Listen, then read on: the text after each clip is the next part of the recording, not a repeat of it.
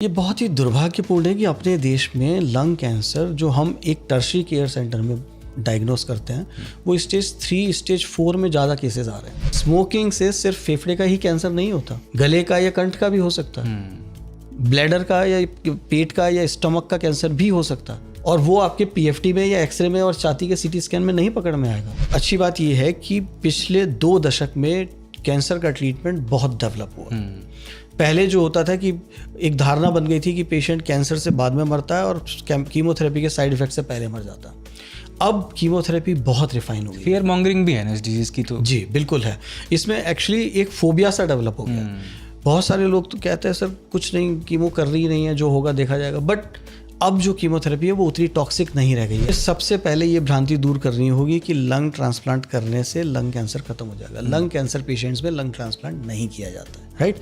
हाँ, हम COPD patients में, एडवांस्ड आईएलडी के पेशेंट्स में, जिनके लंग्स और किसी वजह से डैमेज है, उनमें लंग ट्रांसप्लांट एडवाइस करते हैं। लंग ट्रांसप्लांट अपने आप में एक विभिन्न चर्चा का विषय है, क्योंकि अपने देश में अभी तक लंग ट्रांसप्लांट बहुत अच्छी सक्सेस पे सफलता से नहीं हो पा रहा। 1 आवर के लिए आप हुक्का बार में बैठे हैं या हुक्का का सेवन कर रहे हैं तो आप 100 सिगरेट पी चुके हैं। तो हुक्का हो या वेपिंग हो या ई सिगरेट हो, ये भी बीड़ी सिगरेट की तरह नुकसानदायक है। तंबाकू के लिए सेवन करना नुकसानदायक है। आपको इससे दूर रहना। ये जो नई जनरेशन में, नई पीढ़ी में जो फैशन आ गया है हुक्का बार विजिट करने का या वेपिंग करते रहने का, ये डेंजरस है। इससे दूर रहना चाहिए। हमारे देश में वेपिंग और ई सिगरेट्स बैन हैं।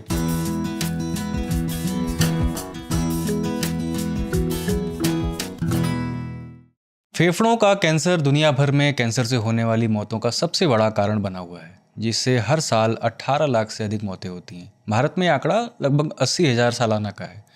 नमस्कार, मेरा नाम है अतुल। आज हेलो डॉक्टर के इस एपिसोड में हमारे साथ हैं पल्मोनोलॉजिस्ट यानी फेफड़ों के विशेषज्ञ डॉक्टर शरद जोशी, जो बताएंगे कि फेफड़ों का कैंसर कैसे होता है, इसके लक्षण क्या हैं और किन बातों को हमें नज़रअंदाज नहीं करना चाहिए, इसका इलाज क्या है, कितना कारगर है वो इलाज। वेलकम सर, हेलो डॉक्टर में आने के लिए। धन्यवाद। हमने ये अभी शूट से पहले पिछले हफ्ते वर्ल्ड लंग कैंसर डे गुजरा अभी, तो मैं देख रहा था कि इंडिया में ये आंकड़ा 2015 में लगभग 60,000 मौत का ये एक सर्वे पढ़ रहा था मैं, ये सालाना होती है। अब वो 20,000 बढ़ करके 2025 में जो सर्वे आया इंडियन हेल्थ जर्नल का, तो लगभग 81-82 हज़ार मौत यहाँ पे लंग कैंसर से हो रही है। जबकि हम और अवेयर हुए हैं बीमारियों के प्रति, हमारे पास फ़ोन आया, स्मार्टफोन, सोशल मीडिया आया, हमने सिम्टम्स को जो है गूगल करना शुरू किया, बावजूद इसके ये बढ़ती हुई क्रम में ही ये बीमारी आ रही है। तो सबसे पहले ये समझाइएगा कि लंग कैंसर है क्या और कैसे डेवलप होता है, उसके बाद हम इसके सिम्टम्स पे, इसके कॉजेज़ पे आते हैं। देखिए, फेफड़ों का कैंसर जो है पिछले 1 दशक में ये सबसे कॉमन कैंसर बन चुका है। और 2 लंग्स हैं ह्यूमन बॉडी में, राइट एंड लेफ्ट, और लंग्स या लंग्स की कवरिंग में ये कैंसर डेवलप होता है। और इसका सबसे कॉमन जो रीज़न है वो है तंबाकू। आप चाहे धूम्रपान करें, चाहे सिगरेट, बीड़ी या तंबाकू खाते हैं, खैनी खाते हैं, पान मसाला, रजनीगंधा, इस तरह की चीज़ों का सेवन करते हैं, तो उससे मुंह के कैंसर या फेफड़े के कैंसर होने की संभावनाएं बढ़ जाती हैं। दूसरा कुछ कारण ये है कि इसमें जेनेटिक प्रीडिस्पोजिशन भी एक फैक्टर होता है। कुछ फैमिलीज़ में जेनेटिक म्यूटेशंस की वजह से कैंसर होने की संभावनाएं ज़्यादा होती हैं। हमारे देश में कुछ क्षेत्रों में, स्पेशली दिल्ली एनसीआर में, पॉल्यूशन की वजह से भी लंग कैंसर्स बढ़ रहे हैं। तो लंग कैंसर को पहचानना और जल्दी ट्रीट करना बहुत बड़ी जिम्मेदारी है। समस्या ये है कि इसके जो इनिशियल सिम्टम्स हैं उनको दूसरी कॉमन डिजीजेस से, इन्फेक्शन से, निमोनिया, टीबी से लोग कंफ्यूज कर देते हैं और प्रॉपर ट्रीटमेंट या प्रॉपर इन्वेस्टिगेशन टाइम से नहीं करते हैं। इसकी वजह से ये और भयंकर स्थिति में सामने आता है। अच्छा, जितने भी कैंसर शरीर में पाए जाते हैं, जिन भी अंगों के होते हैं, उसमें ये माना जाता है कि सबसे खतरनाक लंग कैंसर है। ऐसा क्यों? मतलब जीआई कैंसर को भी माना जाता है कि वो उस लेवल का ही खतरनाक है, लेकिन लंग कैंसर को इतना खतरनाक क्यों माना जाता है? देखिए, उसकी वजह यह है कि वो आपकी सांस लेने की प्रक्रिया को अफेक्ट करेगा। अच्छा। अब सांस लेने की प्रक्रिया 1 मिनट में 15 से 20 बार है, तो ये तकलीफ 15 से 20 बार हर मिनट पेशेंट सहन कर रहा है। तो जब भी फेफड़े में कैंसर होगा, खांसी हो सकती है, खांसी में ब्लड आ सकता है, सांस फूल सकती है, छाती में पेन हो सकता है। ये सारी जो चीज़ें हैं ये बहुत डिस्ट्रेसिंग होती हैं। ये ह्यूमन सफरिंग है, पेशेंट की तकलीफ़ है जो बहुत इंटेंस होती है। अगर किसी को स्किन में कैंसर है तो उसकी सर्जरी हो सकती है। अगर किसी को मसल्स में पेन है, आपने पैर काट दिया तो पेशेंट बिना पैर के काम कर लेता है। आंतों में किसी हिस्से में कैंसर था, अर्ली स्टेज में आपने पकड़ लिया, सर्जरी कर दी, आपने क्योर कर दिया। लंग्स का कैंसर बार बार हो सकता है, सर्जरी के बाद दोबारा भी आ सकता है। और अगर आपने लेट अवस्था में इसकी पहचान की है या दवाई शुरू की है तो उस कंडीशन में वो जो सिम्टम्स होंगे वो बहुत डिस्ट्रेसिंग सिम्टम्स होंगे। क्या जो आप सिम्टम बता रहे हैं कि खांसी में खून आना, कफ में, ये तो लेट सिग्नल हुआ? अमूमन कौन से स्टेज पे होता है जब ये सिम्टम आते हैं? नहीं, ऐसा ज़रूरी नहीं है कि अगर खांसी में खून आ रहा है तो वो सिर्फ कैंसर ही हो सकता है। अपने देश में टीबी के पेशेंट्स में भी खांसी में ब्लड आ सकता है। कुछ पेशेंट्स में लंग्स में डैमेज की वजह से, ब्रोंकिएक्टेसिस की वजह से, फंगल इन्फेक्शंस की वजह से खांसी में ब्लड आ सकता है। खांसी में ब्लड आना कोई कैंसर की स्टेज को शो नहीं करता है। कुछ पेशेंट्स में जिनमें सांस की नली के अंदर अगर ट्यूमर है तो ये बहुत इनिशियल सिम्टम भी हो सकता है, बहुत पहला सिम्टम भी हो सकता है और बहुत अर्ली प्रेजेंटेशन हो सकता है। रादर आप इसे कह सकते हैं कि ब्लेसिंग इन डिस्गाइज है। बिकॉज जब खांसी में ब्लड आता है तो पेशेंट वेट नहीं करता, तुरंत सलाह लेने के लिए भागता, क्योंकि वो पर्सनली इसे एक सीरियस सिम्टम समझता है। जबकि सिर्फ खांसी का सिम्टम अगर हो तो पेशेंट महीनों टालता रहता है और खांसी का सिरप पी के काम चलाता रहता है। तो ये ब्लेसिंग इन डिस्गाइज है कि अगर किसी पेशेंट को सांस की नली के या सेंट्रल लीजन में अगर गांठ है और सांस की नली के अंदर गांठ है और ब्लड खांसी में आ जाता है तो वो तुरंत ही विशेषज्ञ के पास पहुंचकर अपना इलाज या जांच कराता है। अच्छा, आप दिल्ली में ही अभी मैक्स हॉस्पिटल में ही हैं जी। बीते 10-15 साल में दिल्ली का पोल्यूशन जो ऐसे बढ़ा है, ऐसे ओपीडी करते हुए आपके पास भी कैसे, क्या है उस अनुपात में पेशेंट आपके पास भी बढ़े हैं लंग कैंसर से जुड़े हुए या लंग्स और डिजीज़ से जुड़े हुए? देखिए, फेफड़ों से जुड़ी जो बीमारियां हैं वो एरिया स्पेसिफिक होती है और डेफिनेटली मैं पिछले 2 दशक से दिल्ली में हूँ, मैं पेशेंट्स देख रहा हूँ जो बढ़ रहे हैं। हम कोविड पीरियड को छोड़ देते हैं, कोविड की जो पेंडेमिक थी वो पूरी तरह से लंग्स से रिलेटेड डिजीज ही थी और उसी के कॉम्प्लिकेशंस हम 3 साल तक लगातार देखते रहे।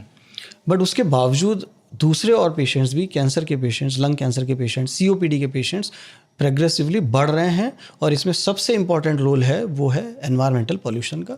जो प्रदूषण, वायु प्रदूषण है, उसकी वजह से परेशानी ज़्यादा है। और दूसरा स्मोकिंग। Yes, smoking. और जो एक नया ट्रेंड नई जनरेशन में, युवा अवस्था में जो चल पड़ा है कि पहले महिलाएं या लड़कियां जो हैं वो स्मोक कम करती थीं, अब उनमें भी ये चलन बढ़ गया। अब एक ये ई सिगरेट और वेपिंग के बारे में भी बहुत लोग बात करते हैं, चर्चा करते हैं कि ये तो सेफ़ है, इसको तो हमने फ़िल्टर करके बनाया है, इलेक्ट्रॉनिक सिगरेट है। बट माइंड इट, ये और ज़्यादा एडिक्टिव है और इसके नुकसान बिल्कुल सिगरेट के बराबर हैं। ये भी कैंसर कर सकता है। अच्छा, लोगों को ये समझना पड़ेगा। कैसे? उसमें भी ज़्यादा जो कार्सिनोजेंस हैं उसमें भी बहुत ज़्यादा होते हैं क्या? जी, उसमें भी तंबाकू ही यूज़ हो रहा है, उसमें रादर और दूसरे केमिकल्स उसमें डिफरेंट फ्लेवर्स डेवलप करने के लिए डाले जा रहे हैं जिसके अभी तक हेल्थ इफेक्ट्स भी नहीं पता। और हो ये रहा है कि वो डिफरेंट फ्लेवर्स जो हैं उसकी वजह से एडिक्शन बढ़ रही है। तो युवा पीढ़ी जो है वो ज़्यादा से ज़्यादा एडिक्ट होती जा रही है और धीरे धीरे वो तंबाकू का सेवन उनका बढ़ रहा है, जिसकी वजह से कैंसर और दूसरी समस्याएं उनकी बढ़ रही हैं, सांस लेने की तकलीफ़ें बढ़ रही हैं, सीओपीडी अर्ली स्टेज में, अर्ली प्रेजेंटेशंस में आ रहा है। अच्छा, ये बताइए कि जैसे आप ओपीडी करते हुए आप जब डायग्नोज करते हैं किसी को लंग कैंसर, अमूमन किस स्टेज पे डायग्नोज होता है? कोई एवरेज है ऐसा?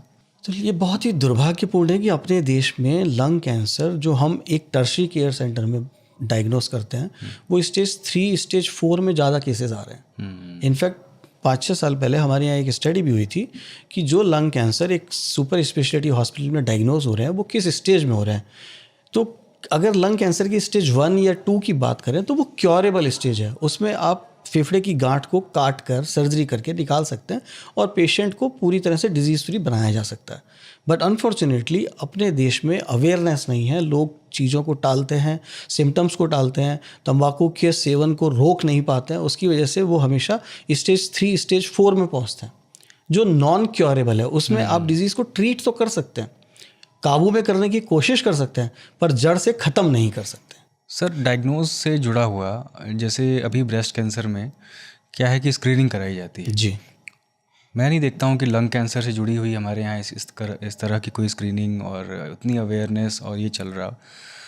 क्या आपको लगता है कि जिस तरह से और कैंसर के प्रति अवेयर हैं स्क्रीनिंग की, क्योंकि हमारे पास एक्सरे है जिसमें बहुत कुछ क्लियर नहीं होता है, अक्सर मिसगाइड भी हो सकते हैं, और कोई स्पॉट दिख रहा है और नॉर्मल एंटीबायोटिक से आप जो है सिम्टम्स को मिनिमाइज कर दे रहे हैं, तो इसका डायग्नोसिस कैसे जो है लोगों तक पहुँचे, ईजी कैसे हो? देखिए, तो बहुत ही अच्छी बात की आपने कि स्क्रीनिंग करके अगर हम अर्ली आइडेंटिफाई कर लें, तो जब हम वेस्टर्न वर्ल्ड की बात करें, ये जैसे अमेरिका की अगर हम बात करें, तो वहाँ पर एक प्रोटोकॉल है, LDCT, low dose CT scan किया जाता है। तो जो भी पेशेंट 60 साल से उम्र से ज़्यादा के हैं और जिन्होंने 10 पैकेट पर डे से ज़्यादा स्मोक किया, ये जिनकी स्मोकिंग हिस्ट्री बहुत सिग्निफिकेंट है, उन लोगों का एनुअल स्क्रीनिंग होता है। उसमें वो स्क्रीनिंग CT स्कैन करते हैं और उसमें अगर कोई भी गांठ 1 सेंटीमीटर या 10 मिलीमीटर से बड़ी है तो उसकी जांच की जाती है। और ये स्क्रीनिंग प्रोग्राम पूरे देश में उनके यहाँ चलाया जाता है। अपने देश में स्वास्थ्य सेवाओं पर ऑलरेडी इतना बर्डन है कि स्क्रीनिंग और प्रिवेंशन पे बात ही नहीं हो पा रही है। दूसरी समस्या है जनसंख्या की। वो जनसंख्या इतनी ज़्यादा है कि किसी भी हेल्थ प्रोग्राम को इम्प्लीमेंट करने में एक्सपेंसेस बढ़ जाते हैं, तो आसान नहीं होता। अब जहाँ तक आप एक्सरे की बात कर रहे हैं कि एक एक्सरे से हम कैंसर को आइडेंटिफाई कर लें, समस्या ये है कि एक्सरे लंग्स का 2 डायमेंशनल रिप्रेजेंटेशन है। लंग्स 3 डायमेंशन में स्ट्रक्चर है। आप उसे जब 2 डायमेंशंस में रिप्रेजेंट करते हैं एक्सरे में, तो बहुत सारे एरियाज छूट जाते हैं और वो छोटी चीज़ों को आइडेंटिफाई नहीं कर पाता। तो आपको CT स्कैन की ज़रूरत होती है, आवश्यकता पड़ती है। अगर किसी पेशेंट के सिम्टम्स परसिस्टिंग है, वर्सनिंग है और एक्सरे से क्लियर नहीं हो रहा, तो डेफिनेटली CT स्कैन करना चाहिए। स्क्रीनिंग प्रोग्राम्स अभी अपनी कंट्री में इम्प्लीमेंटेड नहीं है, बट अगर कोई हाई रिस्क बिहेवियर है कि किसी की फैमिली में पिछले 2 पीढ़ी से कैंसर चल रहा है, उन्होंने तंबाकू या स्मोकिंग का सेवन किया है, तो फिर उन्हें खुद सेल्फ अवेयर होकर अपनी जांच करानी चाहिए। अच्छा, आप बता रहे थे कि गांठ फेफड़े में हो जाती है, और किस तरह के कैंसर होते हैं ये? क्या एक ही आप जो बता रहे हैं ट्यूमर है, गांठ है? कैंसर के टाइप क्या क्या हैं लंग कैंसर के? क्या एक ही तरह का कैंसर होता है कि वो गांठ ही जो है वो फैलता है, वो कैंसर बनता है? देखिए, मोस्ट ऑफन गांठ या एक पैच जैसा एक्सरे में या CT स्कैन में वो पैच निमोनिया की तरह दिखाई देता है। कुछ पेशेंट्स में कैविटेटिंग निमोनिया जैसा बनता है, जो बहुत ज़्यादा TB की गांठ की तरह दिखाई देता है। अच्छा। और जब उसे CT स्कैन पे लोग देखते हैं तो उसे TB से कंफ्यूज करते हैं। नतीजा ये होता है कि पेरिफेरी में जहाँ बहुत जांच की सुविधाएं नहीं होती, बहुत अच्छे रिजल्ट्स नहीं होते जांच के, उस कंडीशन में वो TB की दवा शुरू कर दी जाती है और पेशेंट को 3 महीने तक वेट करने को कह दिया जाता है। उस स्थिति में जो अंडरलाइंग अगर TB नहीं है तो वो बीमारी ठीक भी नहीं होती, पेशेंट TB की दवा का साइड इफ़ेक्ट भी उठाता है और साथ ही साथ जो बीमारी एक्चुअली कैंसर थी वो बढ़ती चली जाती है और पेशेंट फिर आपके पास लेट स्टेज में प्रेजेंट करता है। जहाँ तक फेफड़े के कैंसर का सवाल है, तो वो सिर्फ गांठ की तरह नहीं होता, वो कैविटी की तरह हो सकता है, वो मास की तरह हो सकता है, वो एक निमोनिया की तरह प्रेजेंट कर सकता है। कभी कभी ऐसा भी होता है कि बहुत छोटा सा नोड्यूल होता है और उसकी वजह से पेशेंट के लंग्स के बाहर बहुत ज़्यादा पानी भर जाता है, जिसे हम प्लूरल इफ्यूज़न कहते हैं या देहात में प्लूरेसी भी बोल देते हैं। और वो पानी एक्चुअली कैंसर की वजह से भरा है, उसकी जांच भी करनी चाहिए। कभी कभी उस पानी की जांच से लोग मिसगाइड हो जाते हैं और TB की दवा शुरू कर लेते हैं। सर, क्या आप ऐसे स्मोकिंग के भी केस आते हैं इनको, जिन्होंने कभी स्मोक नहीं किया और अच्छे इन्वायरमेंट में रहे, लेकिन उनके आसपास के लोग स्मोक करते रहे और उसकी वजह से उनको हो गया हो? देखिए, ये कितना इसको खतरनाक कितना मानते हैं? Passive smoking, second hand smoking, third hand smoking भी खतरनाक होती है। सेकंड हैंड स्मोकिंग मतलब पेशेंट खुद स्मोक नहीं कर रहा है, परिवार में और उसके मित्र गणों में लोग हैं जो स्मोक कर रहे हैं और उसकी वजह से जो धुआं साथ में एनवायरनमेंट में फैल रहा है, उस धुएं का परिणाम है कि उसके लंग्स में डिजीज़ COPD हो सकती है, ब्रोंकाइटिस हो सकती है या कैंसर भी डेवलप हो सकता है। या थर्ड हैंड स्मोकिंग, जैसे घर में कुछ 2 लोग हैं, स्मोक करते हैं और उनके कपड़ों से सूद पार्टिकल्स आपके इनहेल कर लिए हैं आपने, या टेबल पर, मेज पर, चादर पर जो सूद पार्टिकल्स हैं वो आप इनहेल करते जा रहे हैं पैसिवली और उसकी वजह से आपके हेल्थ इल इफेक्ट्स आप झेल रहे हैं। ये सब हेल्थ पर अफेक्ट करते हैं। पेशेंट्स को COPD, ब्रोंकाइटिस डेवलप हो सकता है। रेयरली कुछ पेशेंट्स में डेफिनेटली लंग कैंसर भी होने की संभावना इसमें होती है। सर, जिसने स्मोकिंग छोड़ दी है, मान लीजिए 5 साल 10 साल स्मोक करने के बाद, और छोड़े भी 5-10 साल हो गया, बाद में कैंसर हो सकता है उसको फेफड़े का? बिल्कुल हो सकता है। ज़रूरी नहीं कि वो कैंसर उसकी स्मोकिंग की हैबिट से रिलेटेड ही हो। तो अभी हमने कई सालों में ऐसा भी देखा है कि यंग पॉपुलेशन में हमने लंग कैंसर देखा है, जो पहले बुजुर्गों में होता था। हाँ, स्कूल और कॉलेज जाने वाले बच्चों में हमने लंग कैंसर के कुछ पेशेंट्स देखे हैं जिनमें बहुत डिफरेंट वैरायटी के सार्कोमास हैं, जो यंग 20-22 साल के बच्चों में हमने कैंसर देखा। और वो स्टेज 4 में कैंसर जब लंग में डायग्नोस हुआ तो पूरी फैमिली पूरी तरह से तकलीफदायक सिचुएशन। क्यों? वो तो जेनेटिक होगा, वो तो स्मोकिंग से हुआ नहीं होगा। हाँ, उसमें ये डेफिनेटली कुछ जेनेटिक म्यूटेशंस की वजह से ही ऐसा संभव है। ये तो पहले तो बुजुर्गों में ही ज़्यादा ये पाई जाती थी बीमारी। सो हमारे शरीर में एक डिफेंस है, और वो डिफेंस किसी भी एबनॉर्मल सेल को, चाहे वो बाहर से हवा से कीटाणु, विषाणु या जैसे बैक्टीरिया, वायरस, फंगस कुछ भी जाता है तो हमारी डिफेंस सेल्स उनको आइडेंटिफाई करती हैं और किल करती हैं। इसी तरह से हमारे ही बॉडी की जो सेल्स एबनॉर्मल सेल्स की तरह डेवलप होती हैं, तो हमारी बॉडी के डिफेंस सेल्स उनको रिकॉग्नाइज करके डिस्ट्रक्ट कर देती है, डैमेज कर देती है। बट जब आपकी बॉडी के डिफेंस में ही कहीं परेशानी है, आपका डिफेंस अगर कमज़ोर है और वो एबनॉर्मल सेल्स को अगर आइडेंटिफाई नहीं करेगा, कैंसर सेल्स को आइडेंटिफाई नहीं करेगा, तो वो कैंसर सेल्स या एबनॉर्मल सेल्स मल्टीप्लाई होती चली जाएंगी और फिर वो एक गांठ या ट्यूमर का शेप ले लेती है। सर, क्या ऐसा कुछ एक्सपीरियंस किया कभी आपने कि गांव में ये बीमारी कम है, शहर में ज़्यादा है, या जो और बड़े महानगर हैं उनमें ये ज़्यादा बीमारियाँ ये लंग कैंसर की है, जबकि लोग जो रूरल एरिया में रहते हैं वहाँ कम है? देखिए, मैं इस पर डेफिनेटली नहीं कह पाऊँगा क्योंकि मैं पिछले 20 साल से दिल्ली एनसीआर में ही काम कर रहा हूँ, पर पेशेंट्स हमारे पास पेरिफेरी से भी आते हैं। उसकी वजह ये है कि बाहर गांव में भी, देहात में भी जो लोग खेती बाड़ी से जुड़े हैं, जो ज़मीन से जुड़े कुछ काम कर रहे हैं, वो भी स्मोकर हैं। आप देखिए, हमारे देश में महिलाएं भी देहात में बीड़ी, सिगरेट, तंबाकू का सेवन करती रही हैं। तो इस तरह की ये कहना कि पेशेंट्स ज़्यादा सिर्फ शहरों में दिखाई दे रहे हैं या सिर्फ गांवों में है, ऐसा नहीं है। पेशेंट्स हर जगह हैं, बट स्मोकिंग एक कॉमन फैक्टर है, जो कॉमन रिस्क फैक्टर है, जो शहरों में भी है और देहात में भी है। गांव में जो लकड़ी जलाते हैं लोग, गोबर के उपले जलाते हैं जी, वो खतरनाक मानते हैं उसको आप? जी हाँ, बिल्कुल मानते हैं, क्योंकि जो बायोफ्यूल हम यूज़ करते हैं, या जैसे पहाड़ों में भी घरों को गर्म रखने के लिए लकड़ी, कोयला, ईंधन जलाया जाता है, ये जो बायोफ्यूल यूज़ करते हैं उसकी वजह से घर में और रसोई में जो वेंटिलेशन अगर सही नहीं है, उसकी वजह से जो धुआं होता है, उस कारण से COPD करके एक डिजीज़ हमारी कंट्री में बहुत ज़्यादा होती है। तो अगर हम वेस्टर्न डाटा देखें तो COPD के जो पेशेंट्स मैक्सिमम हैं, जो ऑब्स्ट्रक्टिव लंग डिजीज़ के पेशेंट्स हैं, वो ज़्यादातर 90% पेशेंट्स स्मोकर हैं विदेशों में। पर अपनी कंट्री में नॉन स्मोकर COPD भी 30% पॉपुलेशन में पाई जाती है, क्योंकि हम आज भी लकड़ी और कोयला जैसे ईंधन घर में यूज़ कर रहे हैं। सर, हमने स्क्रीनिंग की बात की, और क्या क्या इसके तरीके हैं जांच करने के? आपने CT स्कैन का जिक्र किया ही। कैसे अवेयर रह सकते हैं, और सिम्टम्स को, अगर सिम्टम्स आएँ तो सबसे पहले क्या करें?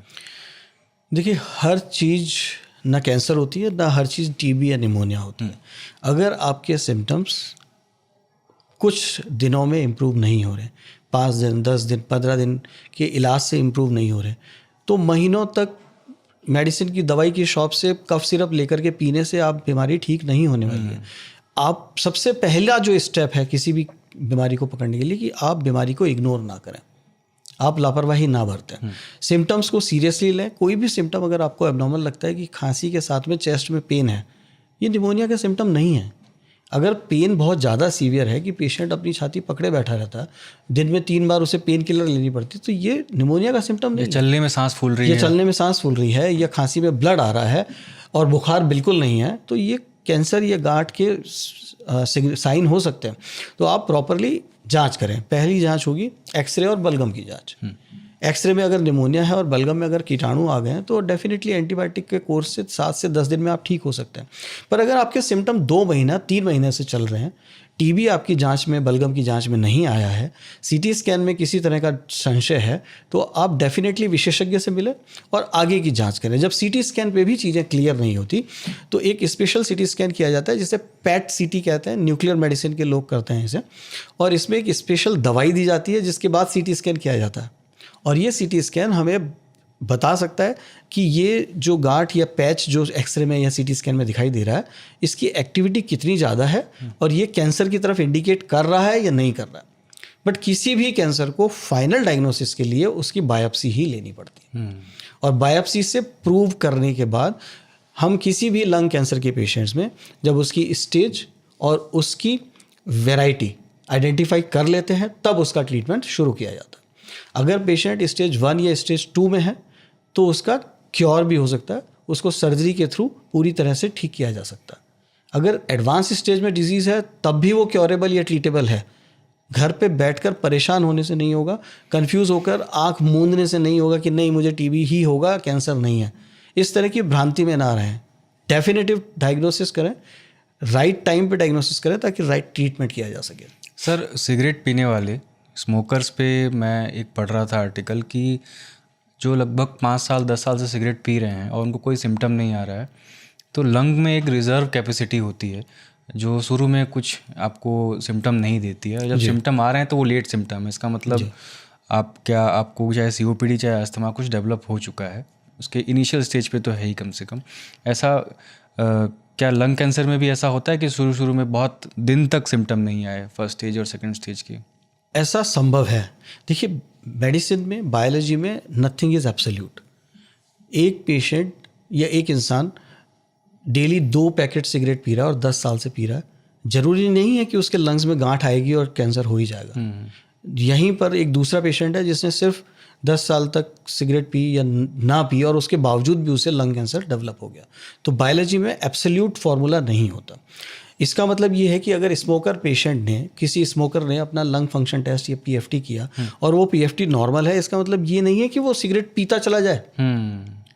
This is not justified. अगर उसके लंग फंक्शंस नॉर्मल भी रहेंगे तब भी उसे कैंसर डेवलप हो सकता है। स्मोकिंग से सिर्फ फेफड़े का ही कैंसर नहीं होता, गले का या कंठ का भी हो सकता है, ब्लैडर का या पेट का या स्टमक का कैंसर भी हो सकता है। और वो आपके PFT में या एक्सरे में और छाती के CT स्कैन में नहीं पकड़ में आएगा। तो आप अगर रिस्क बिहेवियर को नहीं छोड़ेंगे और सिर्फ PFT करके आप कहें कि नहीं इत्मीनान से बैठा हूँ, मेरे लंग फंक्शंस ठीक हैं, ये गलत है, ये झूठी भ्रांति है। आप ये कह रहे हैं कि गुटखा खाने वाले, पान खाने वाले या जो खैनी खाने वाले लोग हैं, इनको भी हो सकता है लंग कैंसर। कैसे? वो तो कोई पान खा रहा है तो चबा के खाता है, वो सीधा पेट में जा रहा है, उसका डाइजेशन उस सिस्टम में इन्वॉल्व हो रहा है, वो तो फेफड़े में कैसे पहुंचा हो? देखिए, फेफड़े में ऐसे किसी टॉक्सिन का या किसी जहर का सीधे तौर पर लंग्स में पहुंचना ही जरूरी नहीं होता। एक डिजीज़ होती है लंग्स की कवरिंग की, एस्बेस्टोसिस। अच्छा। और उसके बाद लंग्स में मीजोथीलियोमा या और दूसरे कैंसर डेवलप हो सकते हैं। अब ये एक्सपोजर कैसे होता है? ये एक्सपोजर होता है जो लोग फायर प्रूफ का काम करते हैं, फायर प्रूफिंग का काम करते हैं, एस्बेस्टस ब्रिक्स बनाते हैं, एस्बेस्टस की शीट्स बनाते हैं, या जो शिप यार्ड्स में डिसमेंटलिंग का काम करते हैं, जहाँ पे पुराने शिप को तोड़ा जाता है तो वहाँ लेड हो गया, एस्बेस्टस हो गया, इस तरह के एक्सपोजर्स बहुत बढ़ जाते हैं। और ये केमिकल्स पेशेंट इनहेल नहीं करता तब भी उनमें लंग कैंसर डेवलप हो सकता है। तो ये जो हानिकारक तत्व हैं ये शरीर में किसी भी माध्यम से पहुंच सकते हैं। तो ज़रूरी नहीं है कि आप तंबाकू को धूम्रपान से ही लें, तंबाकू को खाने से भी कैंसर होता है। ज़्यादातर पेशेंट्स में वो मुंह का या ओरल कैविटी का या टंग का कैंसर होता है, पर वो लंग्स का कैंसर भी हो सकता है। ट्रीटमेंट के बारे में बताइए सर। इसके जो इम्यूनोथेरेपी है, रोबोटिक सर्जरी के ट्रीटमेंट हैं और कीमो है, स्टेप वाइज बताइएगा कि पहली स्टेज का अगर कैंसर है तो क्या ट्रीटमेंट है, दूसरी स्टेज का तो क्या है, कब तक ट्रीटमेंट प्रभावी है, कब तक नहीं है? देखिए, जैसा मैंने पहले कहा कि अर्ली डायग्नोसिस से अर्ली स्टेज पता लगेगी और अर्ली स्टेज से बेटर आउटकम्स होंगे, लाइफ एक्सपेक्टेंसी उतनी ही अच्छी होगी। तो जब आप स्टेज 1, स्टेज 2A या स्टेज 2B तक भी हम सर्जिकल पेशेंट्स या सर्जिकल कैंडिडेट मानते हैं, और उसमें अगर डिजीज़ एक लिमिटेड एरिया तक है तो उस पोर्शन को काट कर निकाल दिया जाता है और फिर फॉलोअप में 3 महीने पे 6 महीने पे दोबारा पैट करके देखा जाता है कि कहीं कोई सेल्स, कहीं कोई नोड्स बची तो नहीं है जिनके लिए कीमोथेरेपी या रेडियोथेरेपी देनी है। कुछ पेशेंट्स में जो स्टेज 3A, स्टेज 3B में होते हैं, उनमें patient to patient tumour board में डिसाइड होता है कि पहले पेशेंट को कीमोथेरेपी दे करके या रेडियोथेरेपी दे करके ट्यूमर की साइज़ कम करके बाद में उसकी सर्जरी की जाए। सो सर्जिकल इंटरवेंशंस की जहाँ तक बात है, या सर्जरी होगी या कीमोथेरेपी होगी या रेडियोथेरेपी होगी, और इनके डिफरेंट परम्यूटेशन कॉम्बिनेशन है। अगर अर्ली स्टेज में मिला है तो पहले सर्जरी होगी, अगर मिड स्टेज में है, स्टेज 2B में है या 3A में है, तो न्यू एडजेंट कीमोथेरेपी दे करके पहले गांठ की साइज़ को कम किया जाता है, उसके बाद उसकी सर्जरी करके डेफिनेटिव ट्रीटमेंट दिया जाता है। जो स्टेज 3B या स्टेज 4 में पेशेंट्स प्रेजेंट करते हैं, उनमें पेशेंट की ट्यूमर की वेराइटी डिटरमाइन की जाती है कि उसमें जेनेटिक म्यूटेशंस क्या हैं और उसमें स्मॉल सेल कैंसर है या स्क्वामस सेल कैंसर है या पुअरली डिफरेंशिएटेड लार्ज सेल है, अकॉर्डिंग टू जो भी उसकी वैरायटी है उसके हिसाब से उसकी कीमोथेरेपी डिसाइड की जाती है। फर्स्ट लाइन कीमोथेरेपी के बाद उसकी कुछ 5, 6, 7 साइकिल्स के बाद पैट स्कैन पे ये देखा जाता है कि डिजीज़ ने कितना रेस्पॉन्ड किया। अगर डिजीज़ रेस्पॉन्ड नहीं करती है तब कीमोथेरेपी सेकंड लाइन शुरू की जाती है, या मेडिसिन जो कीमोथेरेपी के लिए दी गई उनको चेंज करने की ज़रूरत पड़ती है। कुछ पेशेंट्स में जब कीमोथेरेपी कारगर नहीं होती तो इम्यूनोथेरेपी दी जाती है। इम्यूनोथेरेपी का बेसिक प्रिंसिपल ये है कि आपकी कैंसर सेल्स को वो इस तरह से टैग कर देता है कि आपके डिफेंस सेल्स उनको रिकॉग्नाइज करके किल कर सकें। आपका इम्यून सिस्टम ही वो आपके इम्यून सिस्टम उस सेल को रिकॉग्नाइज कर ले कि ये बेकार सेल है, गलत सेल है या ये डेंजरस सेल है, और उस सेल को रिकॉग्नाइज करके आपका डिफेंस ही उसे खत्म कर दे। तो इम्यूनोथेरेपी का बेसिक प्रिंसिपल तो उसका मल्टीप्लिकेशन नहीं रुकता है कैंसर सेल का। उसका मल्टीप्लिकेशन, अगर डिफेंस सेल्स उसको खत्म करती चली जाएंगी तो उसका मल्टीप्लिकेशन रुक जाएगा। तो इम्यूनोथेरेपी अगर बहुत कारगर होगी तो आपकी डिफेंस सेल्स उसको खत्म कर देंगे। तो इस तरह से ये सर्जरी, कीमोथेरेपी या new agent chemotherapy and surgery, और सर्जरी कीमोथेरेपी प्लस रेडियोथेरेपी, वो वैरायटी पर और उसकी स्टेज पर डिपेंड करता है। पेशेंट किस पर रेस्पॉन्ड कर रहा है उस पर डिपेंड करता है। अच्छा, एक सवाल था कि इलाज के साइड इफ़ेक्ट्स क्या होते हैं इसके कैंसर के, अगर जो आप बता रहे हैं सारे की कीमो के और इम्यूनोथेरेपी के, उससे पहले मैं ये जानना चाह रहा हूँ कि अगर किसी को स्टेज 3 डायग्नोज हुआ है, स्टेज 4 हो गया है, उसका सर्वाइवल टाइमिंग कितनी होती है, लाइफ स्पैन कितना होता है ऐसे पेशेंट्स का? देखिए, ये डिपेंड करेगा पेशेंट किस मेडिसिन पे कैसा रिस्पॉन्स करता है। अगर हम कहें कि स्टेज 4 में एक पेशेंट मिला और उसे कोई ट्रीटमेंट नहीं दिया जा रहा, तब उसका सर्वाइवल डेफिनेटली 3 से 6 महीने से ज़्यादा नहीं होगा। पर अगर पेशेंट का ट्यूमर रेस्पॉन्डिंग ट्यूमर है और कीमोथेरेपी पे बहुत अच्छा रिस्पॉन्ड कर रहा है, उस कंडीशन में डेफिनेटली पेशेंट का सर्वाइवल डबल हो सकता है, 3 गुना भी हो सकता है। तो मैं पर्सनली ऐसे भी कई पेशेंट्स को जानता हूँ जिनको हमने सीधा स्टेज 4 कैंसर डायग्नोस किया। First line second line chemotherapy के बाद उनकी फंक्शनल एक्टिविटी बहुत इंप्रूव हुई, उनका ट्यूमर बिल्कुल रिग्रेस कर गया। 6 महीने बाद उनको ब्रेन के अंदर मेटास्टेसिस मिले, उनको सेकंड लाइन कीमोथेरेपी दी गई और उसके बाद पेशेंट ने फिर से अपनी ड्यूटीज़ रिज्यूम की, उनमें बहुत अच्छा रिस्पॉन्स मिला। तो पेशेंट जिसमें हम इनिशियली 3 to 6 मंथ्स का सर्वाइवल लेकर चल रहे थे, वो रेस्पॉन्स टू थेरेपी के बाद पेशेंट का सर्वाइवल 4-5 ईयर्स तक भी देखा गया। अच्छी बात यह है कि पिछले 2 दशक में कैंसर का ट्रीटमेंट बहुत डेवलप हुआ। पहले जो होता था कि एक धारणा बन गई थी कि पेशेंट कैंसर से बाद में मरता है और कीमोथेरेपी के साइड इफेक्ट से पहले मर जाता है। अब कीमोथेरेपी बहुत रिफाइन हो गई। फियर मॉन्गरिंग भी है ना इस डिजीज़ की? तो जी बिल्कुल है। इसमें एक्चुअली एक फोबिया सा डेवलप हो गया। बहुत सारे लोग तो कहते हैं सर कुछ नहीं, कीमो कर रही नहीं है, जो होगा देखा जाएगा। बट अब जो कीमोथेरेपी है वो उतनी टॉक्सिक नहीं रह गई है, अब वो बहुत टारगेटेड थेरेपी है। पहले कीमोथेरेपी में ये होता था कि जो कैंसर की सेल्स को मारती है वही दवा आपकी नॉर्मल सेल्स को मारती चली जाती है और आपको साइड इफ़ेक्ट्स आते हैं। पेशेंट में वीकनेस आ जाती है, डायरिया होने लगता है, लूज मोशंस हैं, वॉमिटिंग्स होने लगती हैं, बाल उड़ जाते हैं। तो इस तरह की वीकनेस, भूख बिल्कुल ख़त्म हो जाती है और पेशेंट की वीकनेस बढ़ती चली जाती है। ये सब पुराने कीमोथेरेपी में होता था। अब जो केमोथेरेपी डेवलप हुई है, अब जो टारगेटेड थेरेपी दी जाती है, अब जो इम्यूनोथेरेपी दी जाती है, उसमें साइड इफ़ेक्ट्स कम होते चले जा रहे हैं।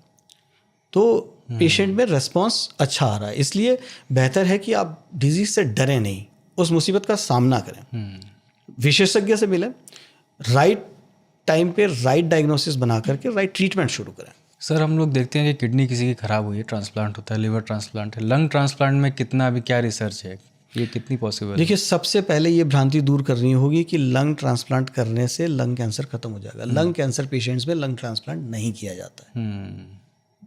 राइट? हाँ, हम COPD पेशेंट्स में, एडवांस्ड ILD के पेशेंट्स में, जिनके लंग्स और किसी वजह से डैमेज है, उनमें लंग ट्रांसप्लांट एडवाइस करते हैं। लंग ट्रांसप्लांट अपने आप में एक विभिन्न चर्चा का विषय है, क्योंकि अपने देश में अभी तक लंग ट्रांसप्लांट बहुत अच्छी सक्सेस पे, सफलता से नहीं हो पा रहे। उसके कई सारे फैक्टर्स हैं, पर लंग कैंसर में लंग ट्रांसप्लांट चॉइस नहीं है। कभी सर आपको OPD करते हुए ऐसा लगा हो, कोई डायग्नोज किया हो, और या ऐसे केस आपने देखे हो कि पेशेंट बाद में आपके पास आया हो, उसके पहले वो कुछ और इलाज करा चुका हो, कोई अल्टरनेटिव मेडिसिन ले चुका हो या TB की दवाइयाँ खा ली हो उसने? क्योंकि आप जैसे बता रहे हैं कि कन्फ्यूजिंग होता है वो एक्सरे से, और वो बहुत बार ऐसा होता है क्योंकि चेस्ट की डिजीज़, लंग्स की डिजीज़ में सिम्टम्स लिमिटेड होते हैं। तो खांसी, बलगम, खांसी में खून आना या बलगम आना, चेस्ट में पेन होना, सांस फूलना, ये तो अमूमन फेफड़े की किसी भी बीमारी में यही सिम्टम्स होंगे। पर अगर ये सिम्टम आपने राइट डायग्नोसिस नहीं किया तो ये सिम्टम इम्प्रूव नहीं करेंगे। जहाँ भी आपके सिम्टम ट्रीटमेंट के बाद इम्प्रूव नहीं कर रहे हैं तो ज़रूरी हो जाता है कि आप दूसरे चिकित्सक की सलाह लें या विशेषज्ञ की सलाह लें और उसमें राइट डायग्नोसिस करें। मैं ऐसे हमारे यहाँ जो स्टडी हुई थी, 85% पेशेंट्स हम स्टेज 3 या स्टेज 4 में डायग्नोज करते हैं, जो कि क्योंकि बहुत सारे पेशेंट्स भटकते रहते हैं, हर जगह स्पेशलिस्ट अवेलेबल नहीं होता, जनरल फिजिशियन से या गांव में झोला छाप डॉक्टर से ट्रीटमेंट लेते हैं, उससे पहले वो सिर्फ दवा की दुकान से कफ सिरप पी के काम चलाते हैं और धीरे धीरे बीमारी अंदर बढ़ती रहती है। दूसरा क्या है, टीबी हमारे देश में बहुत ज़्यादा फैली हुई है और टीबी के सिम्टम्स और ट्यूमर के सिम्टम्स बिल्कुल सिमिलर से होते हैं। अच्छा। साथ ही जो रेडियोलॉजिकल पिक्चर्स है, जो एक्सरे सीटी स्कैन की पिक्चर्स हैं, उस पर भी टीबी और ट्यूमर ऑलमोस्ट सेम दिखते हैं। यहाँ तक कि जब आप पैट स्कैन, जो एकदम स्पेसिफिक इमेजिंग है, पैट स्कैन पर भी टीबी और ट्यूमर को डिफरेंशिएट करना डिफिकल्ट होता है और पेशेंट की फाइनली बायोप्सी ही करनी पड़ती है। और शार्प डायग्नोसिस है इसकी। जी, और कई बार पेशेंट जो है, एक मिथ है, एक भ्रांति है कि सर बायोप्सी के बाद तो बीमारी फैल जाएगी। हाँ, ये एक बहुत बड़ी समस्या है। आप कहीं भी चले जाइए, यहाँ से किसी भी वेस्टर्न कंट्री तक चले जाइए, बायोप्सी के बाद ही ट्रीटमेंट शुरू होता है। तो पेशेंट और उसकी फैमिली कई बार कह देती है सर हम बायोप्सी नहीं कराएंगे, उससे तो बीमारी फैल जाएगी। बिना बायोप्सी आप डेफिनेटिव डायग्नोसिस नहीं कर सकते, तो डेफिनेटिव ट्रीटमेंट भी नहीं होगा। और जब आप अंदाजे से ट्रीटमेंट करते हैं तो आप 90% ऑफ टाइम गलत। बायोप्सी को ना समझाया भी नहीं गया लोगों को बहुत। जी, उनको लगता है कि इस घाव में अगर हमने कोई पंक्चर किया तो वो फैल जाएगा जैसे ब्लड फैलता है, या इस कुछ भी दिमाग में पिक्चराइज करते होंगे। ऐसा बिल्कुल नहीं होता है। बेसिकली अगर कोई गांठ 4 सेंटीमीटर की है तो उसमें एक छोटी सी 3 मिलीमीटर की नीडल से हम उसका सैंपल लेते हैं और उस सैंपल पर हर तरह का टेस्ट हो सकता है। उसी सैंपल पर ये टेस्ट भी होता है कि इस ट्यूमर की सेल्स पर कौन से म्यूटेशन है और उस पर कौन सी कीमोथेरेपी कारगर होगी। तो ये बायोप्सी पेशेंट की मदद के लिए है, पेशेंट की हेल्थ और बेनिफिट के लिए है। जब आप डेफिनेटिव डायग्नोसिस बना लेंगे कि हाँ ये एडिनोकार्सिनोमा है और इसमें एक म्यूटेशन EGFR है, तो आजकल ओरल कीमोथेरेपी भी अवेलेबल है कि पेशेंट को घर बैठे एक टैबलेट खानी है, वही कीमोथेरेपी है और उसी से 3 महीने में पेशेंट की बीमारी इंप्रूव कर सकती है। तो पेशेंट को ये समझना पड़ेगा, जनरल पब्लिक को ये समझना पड़ेगा कि बायोप्सी जरूरी है और उसके बाद ही कोई अच्छा ट्रीटमेंट किसी बीमारी का शुरू हो सकता है। और एक बात और समझनी पड़ेगी कि स्मोकिंग भी आपको छोड़नी है। जैसे आजकल क्या है कि यूथ ऐसे भी हैं लोग जो ये कहते हैं कि हम कभी कभी स्मोक करते हैं, और स्टाइल स्टेटमेंट के लिए उनके लिए क्या कहना चाहेंगे आप? देखिए, जो संदेश हम यहाँ देना चाह रहे हैं, आज सुबह भी मेरी OPD में एक सज्जन आया, सर मैं थोड़ा सा ही तंबाकू खाता हूँ, और मेरा जवाब था आप थोड़ा खाएं या 4 पैकेट खाएं, जहर तो जहर ही रहेगा। तो अगर आप 1 सिगरेट भी पी रहे हैं, वो बहाना हो सकती है आपके कैंसर बनने का, कैंसर डेवलप होने का। आप अपनी तरफ से किसी रिस्क बिहेवियर में ना पड़ें। कुछ ऐसे भी लोग होते हैं जिन्होंने कभी तंबाकू को नहीं छुआ और उन्हें भी कैंसर डेवलप हो जाता है। तो आप खुद चाहते हुए अपना पैर कुल्हाड़ी पर क्यों मार रहे हैं?